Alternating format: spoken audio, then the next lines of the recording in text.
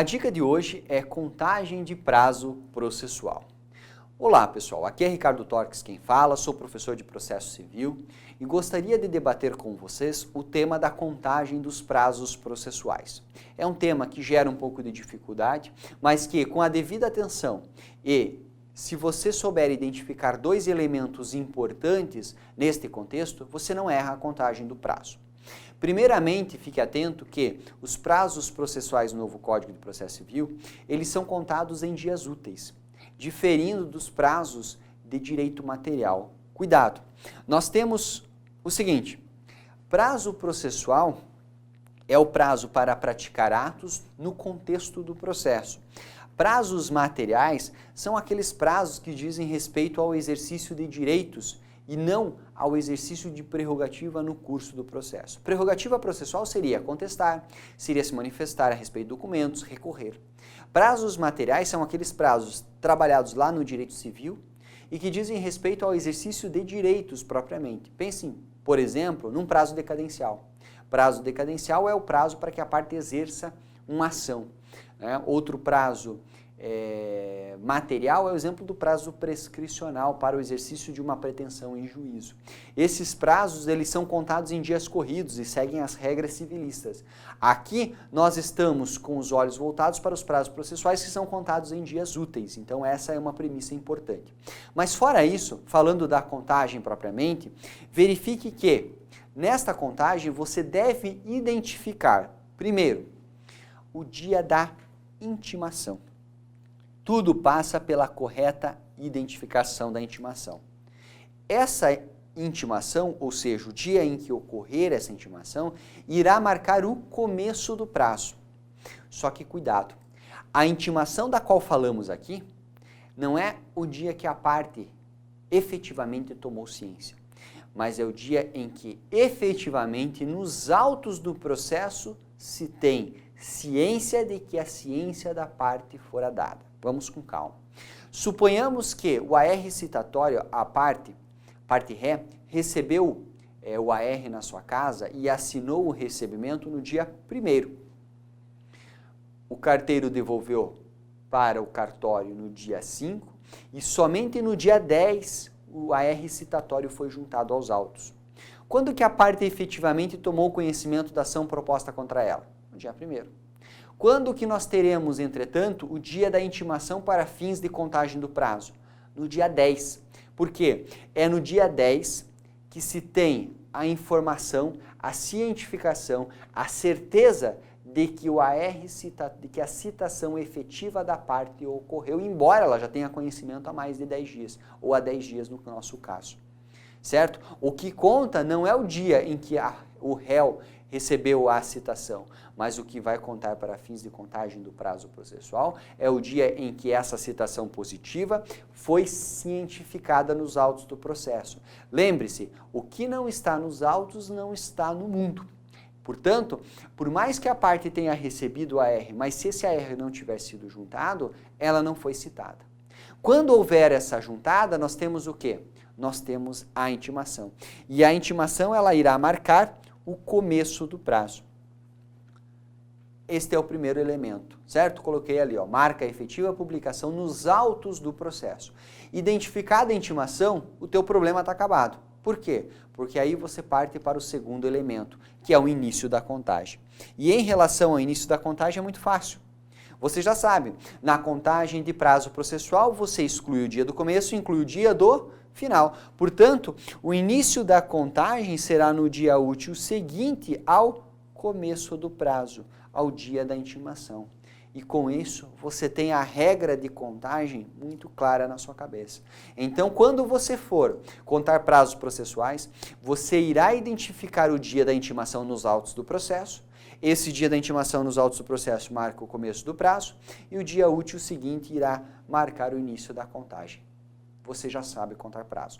Claro que você pode estar dizendo, professor, mas eu sei que tem uma série de regrinhas específicas em relação a esse tema. Afinal de contas, o cara não é citado, o cara não é comunicado apenas por AR. Pode ser por oficial, comparecimento espontâneo, edital, carta precatória, entre outras.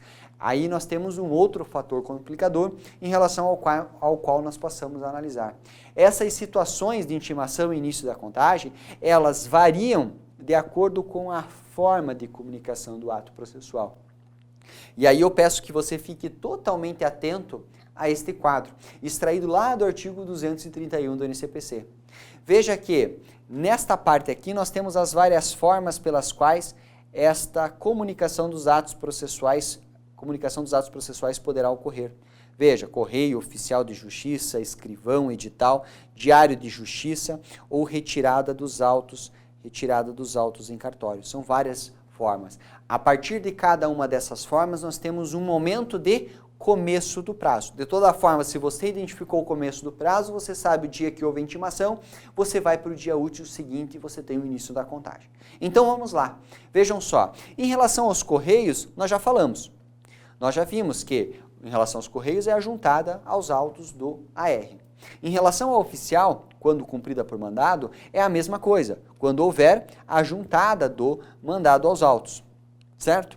Quando se tratar de comunicação do ato processual por ato do escrivão ou chefe de secretaria, é na data em que for atestada. Por quê?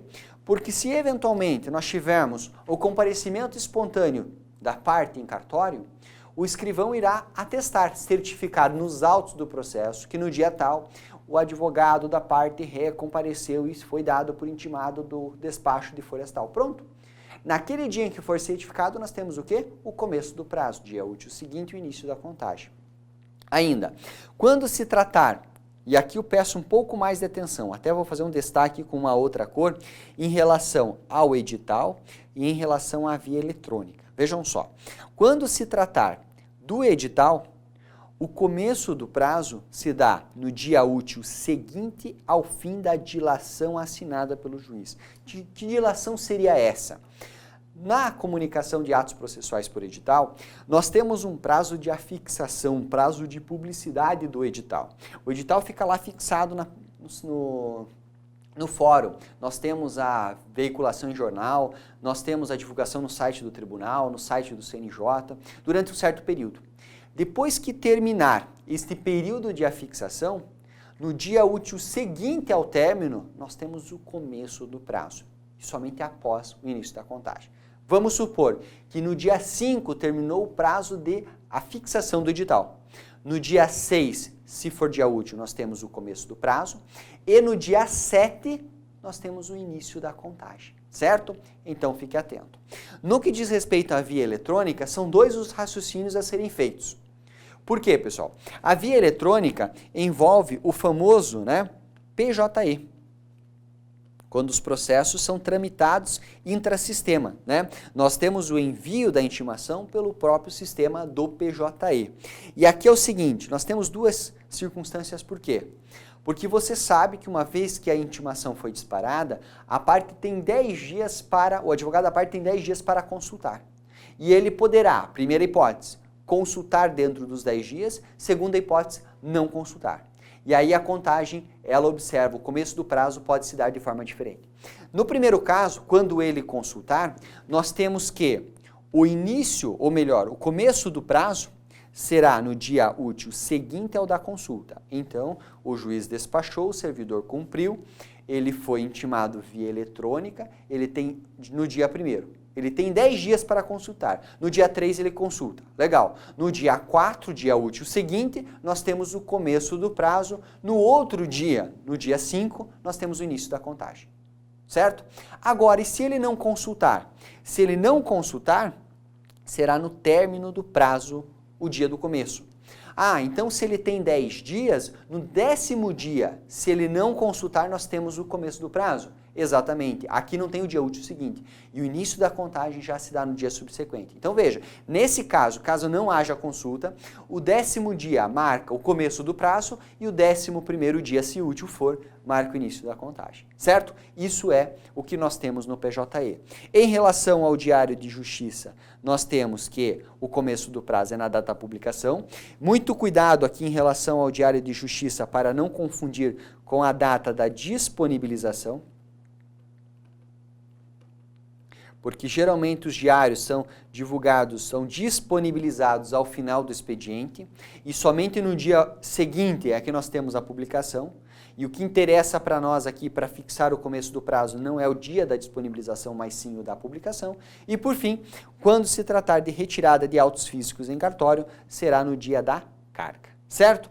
Feito isso, e você lembrando daquela regrinha inicial que nós falamos a respeito da identificação no momento em que há a cientificação dos autos do processo, e você ficando atento a essas questões de forma da comunicação dos atos processuais, não há possibilidade de você errar. Lembrem que a contagem de dias úteis, lembre-se de pular sábados, domingos, dias sem expediente forense, períodos de feriados ou férias forenses. Fora isso, você não erra a contagem de prazo.